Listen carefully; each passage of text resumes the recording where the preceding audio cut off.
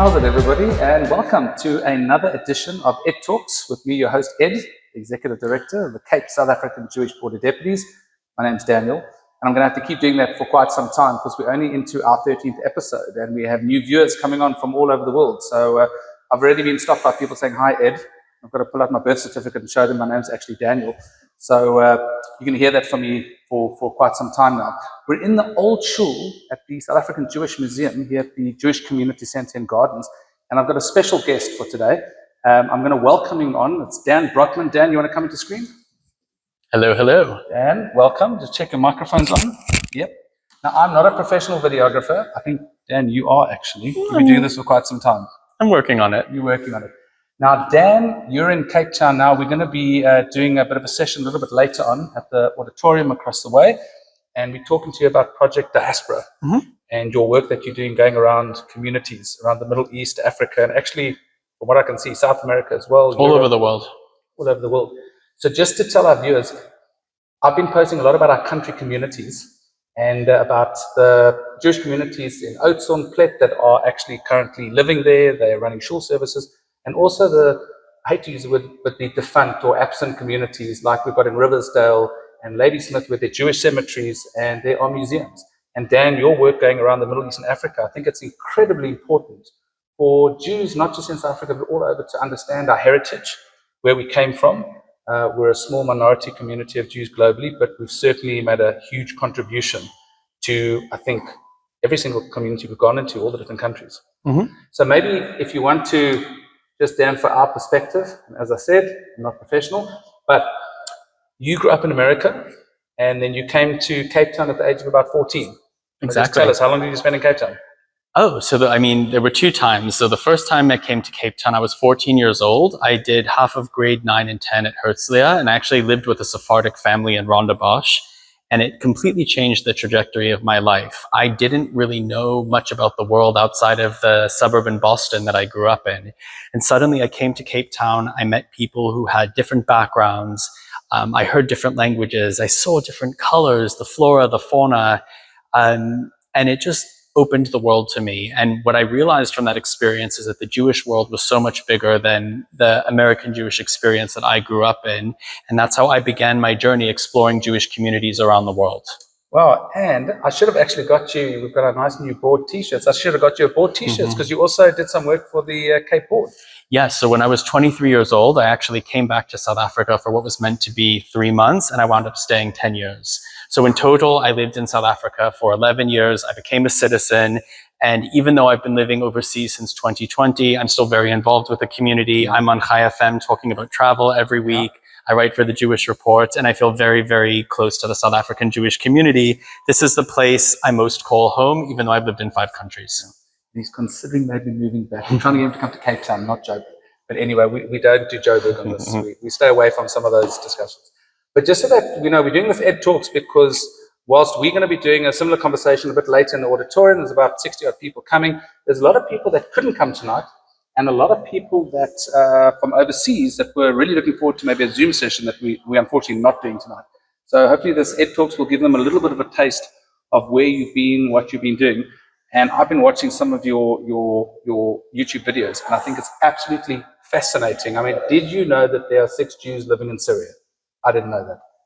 Well, how many Jews are living in Oudtshoorn? Do you know that? I don't. How many? There's about 10 families. Well, I actually have a memory from Oudtshoorn. This must have been in 2012. I did a road trip on the garden route. We stopped in Oudtshoorn, and my friend and I made the minyan in the shul there. Yeah.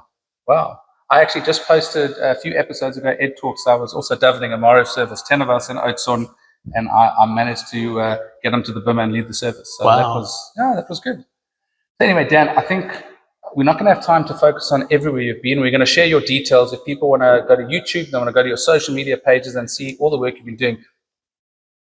Why did you get into this particular field? I mean, Project Diaspora, I know you said that Cape Town opened up your eyes following your American upbringing. What prompted you to have to travel Middle East, Europe, Africa, and just engage with all these Jewish communities and the heritage? So I think it started in 2019. I actually went to Iran, and it wasn't a Jewish trip to Iran. It was purely tourism. But I had a bit of free time, and I said, you know what? I want to see, do Jews even live in Iran? what are their lives like? And I started spending time with Jews there. I went to a synagogue in Esfahan. I met with the leaders of the Iranian Jewish community in Tehran. I understood how complex their lives are. And I also realized that only 10% of Jews stayed in Iran after the revolution, 90% left. And I became very interested in the psychology around why people stay when circumstances deteriorate in a country.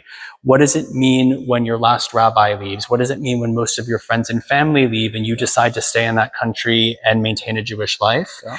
Now, Iran is a little bit different because it has the largest Jewish community in the Middle East outside of Israel. There are 9,000 Jews, but So does that mean that you said only 10% stayed after the revolution, which means there were at any one point about 90,000 Jews? Even more, there were about 100,000. Wow. So it's less than 10% that stayed. But at the end of the day, the ones that are there are committed to staying in Iran. Yeah. But it's not easy because the Iranian Jewish diaspora is very, very vibrant, and it's almost existing in parallel to the Jewish community in Iran, but they're not necessarily linked anymore. Yeah. But then I started going to places that had much smaller Jewish communities than Iran. So I'd been to communities, for example, such as Eritrea in the Horn of Africa, which only has one Jew left. And that one Jew is committed to keeping the synagogue there alive. And by the way, we're going to have to, on Ed Talks, we'd like to put in a few images, and that we're probably going to have to put the map of Africa and show everybody where Eritrea is, because I don't think everybody knows where it is. I mean, that's fascinating. So one Jew. Yeah, so there's one Jew in Eritrea and a really beautifully maintained shul. And what's really sad when you go to some of these communities is you see the photos and you go to the cemeteries and you just get a sense of how large these communities were. And then you learn about what drove people to move. But again, not everyone leaves. There are people who stay behind. Yeah. And there are also counterexamples to exoduses. So for example, in North Africa, there used to be very, very large Jewish communities. And in places like Libya today, there are no Jews left. Wow. However, there's one example in the Arab world where there's actually a Jewish community that's growing, and that's the country of Tunisia. So I've been there twice, but I was most recently on the island of Jerba. Yeah. When the first temple was destroyed, people left Israel. And if you look across from Israel, a straight line, it goes right to the island of Jerba. Okay. And so they came after the destruction of the first temple. They brought original stones with them from the first temple. And you can see the stones in the oldest synagogue, active synagogue in the world today, which is on the island of Jerba. You're saying the oldest active synagogue in the world is on the island of Jerba. Now, I'm pretty sure most people would have thought that the oldest active synagogue would have been in somewhere like Jerusalem. No, okay, so it's Tunisia. Yeah, it's on the island of Jerba. Fun facts here on Ed Talks, I'll tell you that much. And what's interesting was, so after 1967 especially, there was a huge exodus out of Tunisia, just like there were in other Arab countries. And on the island of Jerba, there were 10,000 Jews, and then it shrunk to 300 Jews. So under any other circumstance, that's a community that was on the trajectory to disappear. But then something changed. And what changed was the community decided to isolate itself from the rest of society. They put a prohibition on learning foreign languages. They put a prohibition on secular studies. And they had very, very large families. So from that group of 300 people, they have now grown to 1,600. And the prohibition on learning foreign languages means that they don't even learn Arabic. So their children cannot communicate with their non-Jewish neighbors.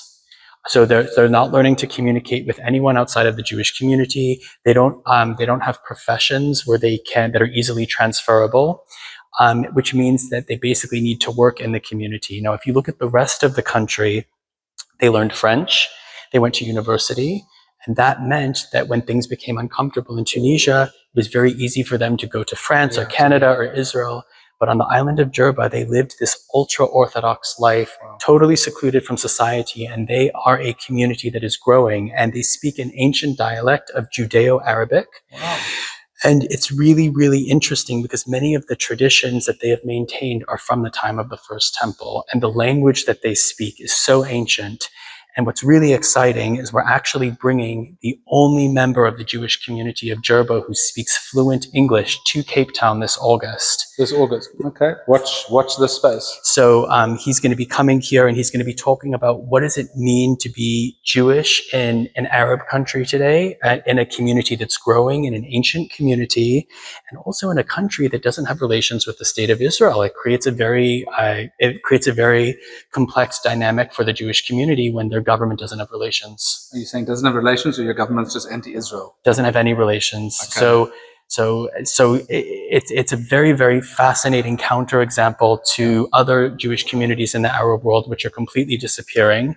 The other place which I'm still... Hold that thought for a moment, because even though we don't have commercials on Ed Talk, we will take a break, because the reality is my arm's getting sore, and I think we're going to change locations and maybe have a seat.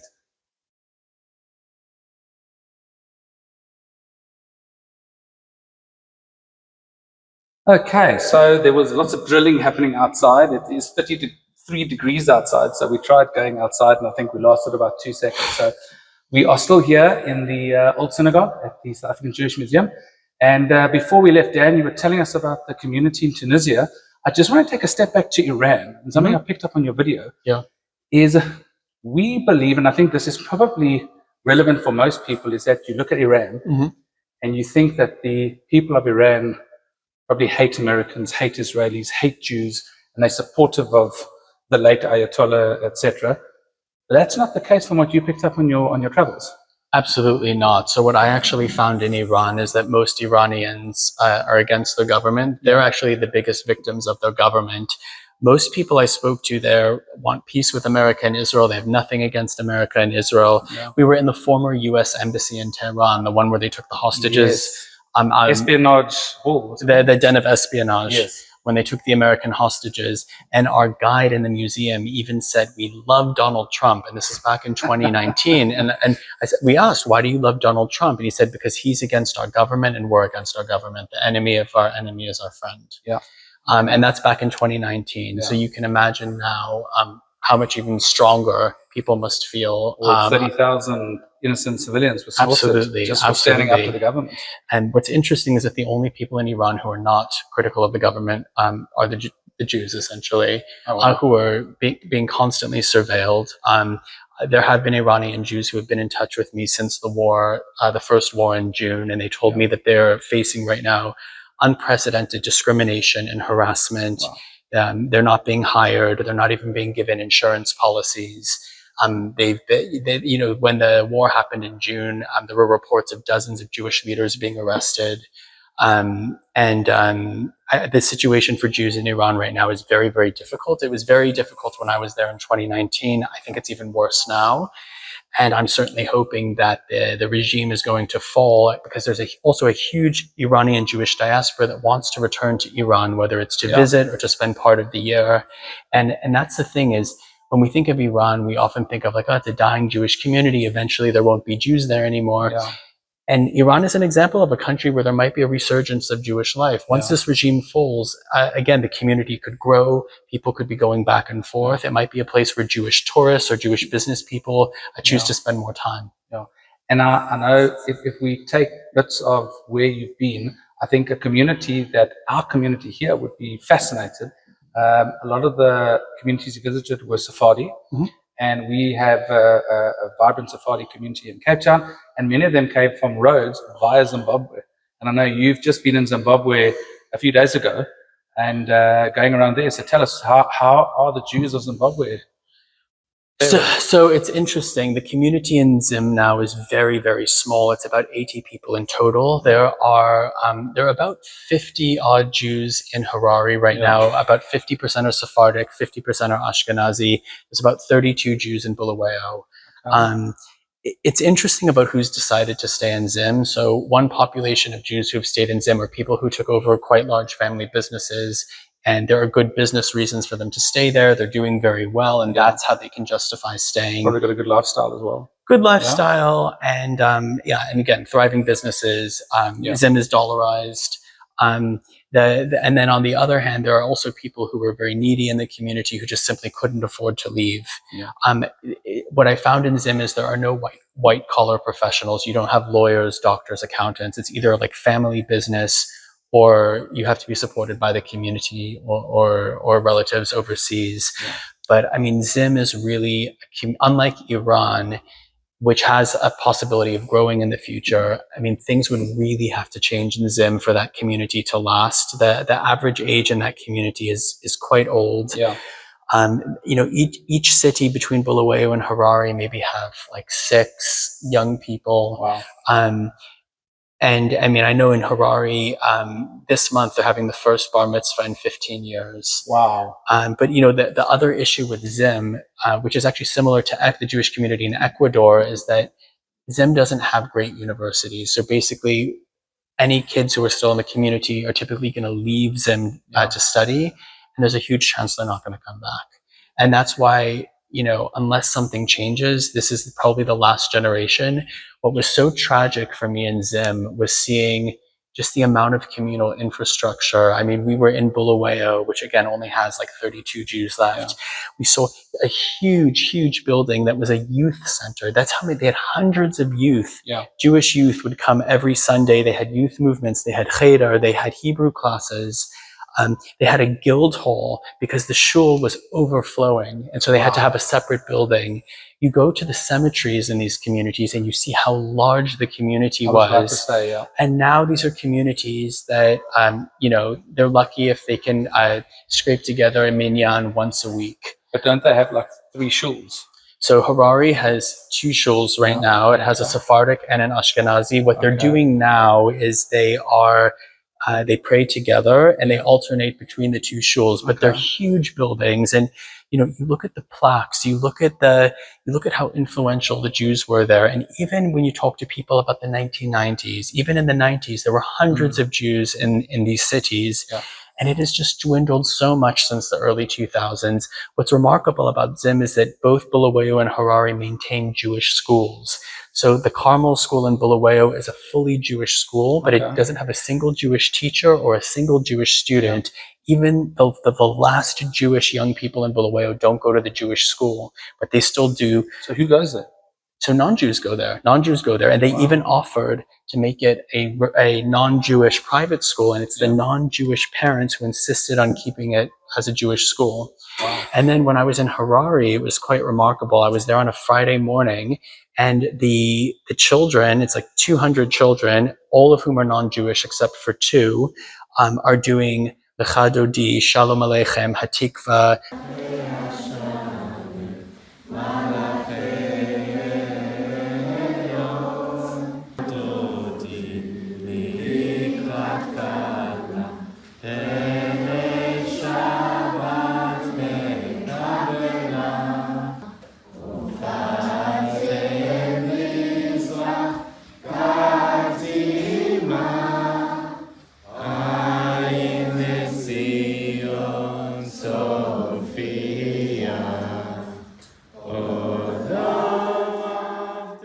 The prayers for the bread, the wine. They have a Jewish studies teacher come in and give the Devar Torah for the week to all of these non-Jewish kids. And I was watching non-Jewish teachers teach non-Jewish kids the Shabbat prayers. And it just made me think that Jewish life can also stay in a place even once the Jews are gone. Yeah. But I think that I think Zimbabwe were truly in the last generation. I think that there are places that we thought were going to be the last generation, and they might not be. The biggest example was on this trip. I was in Ethiopia. Yeah. In Ethiopia, there were 2 communities. There was the Adeni community. So Aden is in modern day Yemen, and it's right across from Ethiopia and Eritrea. There were hundreds of Adeni and Yemenite Jews who crossed the Gulf of Aden and settled all over the Horn of Africa as business people. And when I was in Addis Ababa, I went to the Adeni Shul, and it's from 1924. It's a beautiful shul modeled after Aden, and you look at the plaques and you see how large the community was. Yeah. I was able to track down one of the two last Adeni Jews living in Ethiopia. He's 90 years old. Wow. And I did an interview with him about what it was like leaving Aden in 1950 for Eritrea.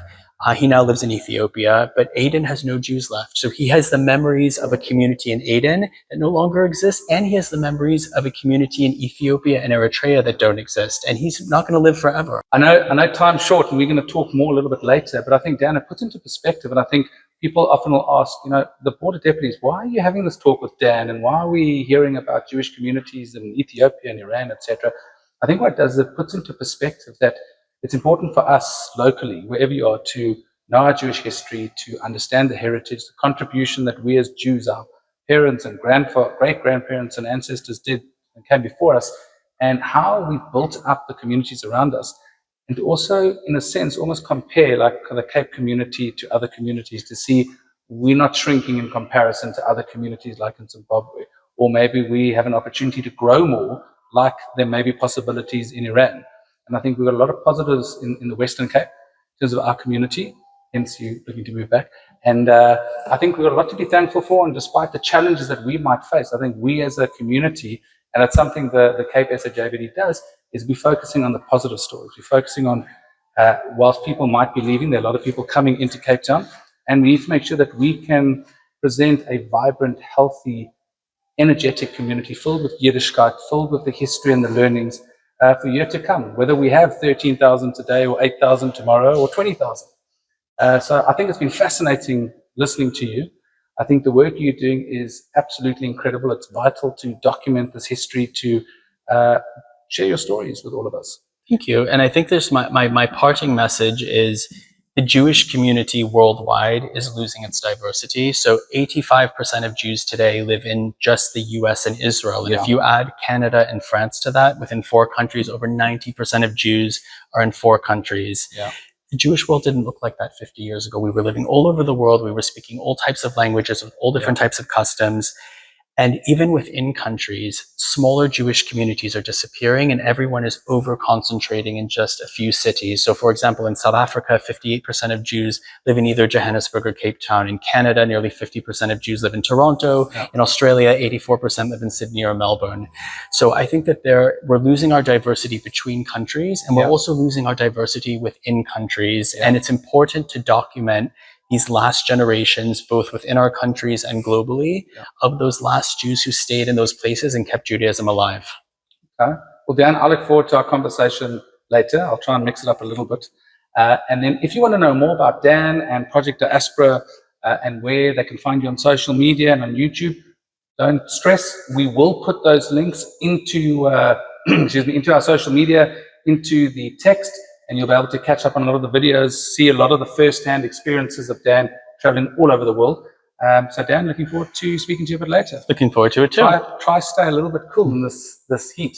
We'll chat later. Thanks. Okay, so what an incredibly interesting edition of Ed Talks. We were speaking to Dan Brotman, and I think there's so much more information. He's visited so many more countries, Afghanistan and Lebanon and Syria, and Morocco, the list goes on. And I think it's incredible to understand the history and the culture as I pan across some of the history and culture behind me here at the Jewish Museum. I did want to say that, so you are going to get to see more of Dan. You can log on to his YouTube channels and social media pages and find out more.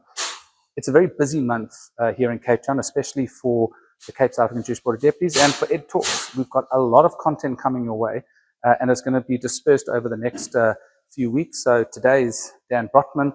Tomorrow we have a welcome brunch with consul generals and political parties and government officials. There's going to be an episode on that. Then I'm off to the Big Apple, to New York, on Saturday night after Shabbos. My colleague Simon Salkos, the chair of the board, we're flying to ADL, the Anti-Defamation League's Never Is Now conference. I'll be speaking on the opening morning there, which is quite exciting. And then when we come back on Sunday, the 22nd of March, is the Relocate Expo. And I can't stress this enough to our community. Whether you've been living here your whole life or whether you have moved recently in the last few years, if you want to find out more about our community, you want to connect to the organizations, to the people, you want to know everything from where to go partying to where to get the best kosher chicken to where to go to shul on a Friday night, Relocate Expo, Sunday the 22nd. It's all over social media. It's in the Chronicle. It's everywhere. You can't miss it. Register. Bring your family.